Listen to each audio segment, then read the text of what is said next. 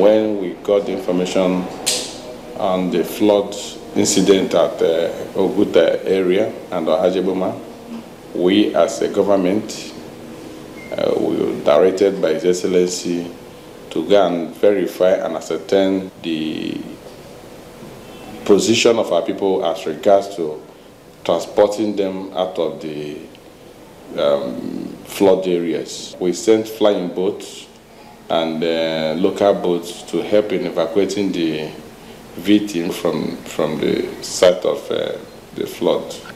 We as a government advised them to please, as a matter of urgency, vacate those areas that we are suspecting to be deeply involved with flood in the last or in the previous years. They should key into the program and vacate these areas pending when the flood settles down a little bit or when the flood comes down. But as it stands now, if we allow them to stay there, it's not habitable. You have a lot of reptiles ranging from snake and other wild animals being chased away by the flood. Well, a major fundamental step towards advancing development in every state is giving low-income earners a secure place to live. In Anambra State, for example, Governor Willie Obiano has declared housing for all by signing the third Memorandum of Understanding with an Irish firm, Assur International Limited Group, for the development of 10,000 housing units in the state for civil servants and other low-income earners.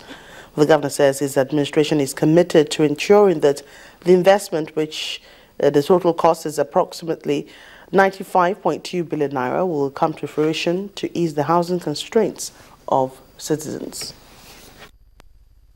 In the last century, Nigeria has been grappling with the challenge of housing. With a population of about 170 million people, the country's housing shortfall has been put between 16 million units and 17 million units and requires a minimum of additional 1 million housing units per annum to reduce the national deficit in order to avert a housing crisis in the country. In Anambra State, for instance, in the capital city of Awka, where majority of the population are civil servants, housing is not just the only challenge. Affordability is a major worry. Challenges in the house.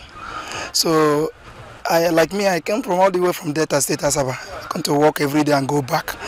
Some people come from Enugu. Some people here like Newi, Obiano and so forth.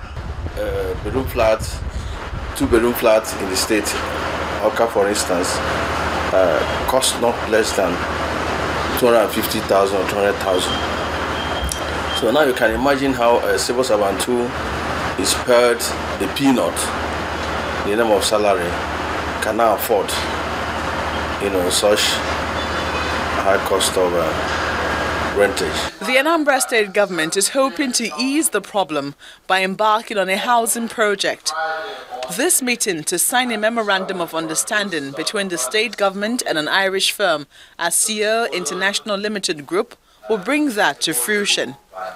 The ABC project is a housing development project totaling about 10,000 housing units that will be developed in 5 tranches of 2,000 units each, starting with the Awka Capital Development Territory and eventually extending to other parts of the state.